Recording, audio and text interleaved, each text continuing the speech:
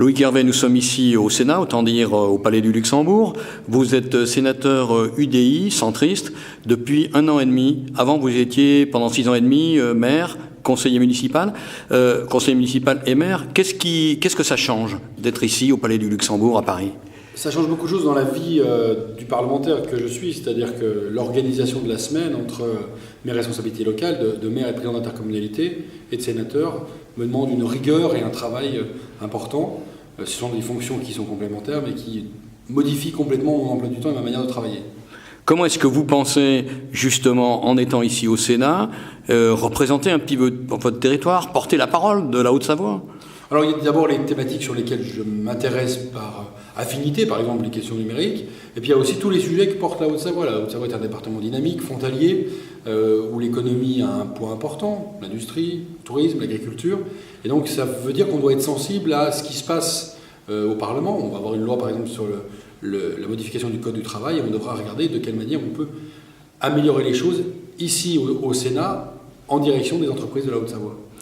Si vous aviez à choisir, puisque aujourd'hui je crois qu'il y a une limitation des mandats, donc vous le dites vous-même, maire de Marnat, président de communauté de communes, sénateur, si vous aviez à choisir entre ces différents mandats, vous choisiriez quoi et pourquoi ? En octobre 2017, si la loi qui est actuellement promulguée rentre en vigueur, je devrais abandonner mes responsabilités exécutives locales. Le choix il est fait, j'ai eu la chance à 35 ans d'avoir été élu sénateur par les élus de la Haute-Savoie en 2014 et c'est naturellement la fonction de sénateur que je choisirais. Là où je m'étonne de cette loi, c'est que d'abord elle ne touche pas le cumul des mandats locaux et d'autre part elle risque de couper complètement les parlementaires des réalités de terrain.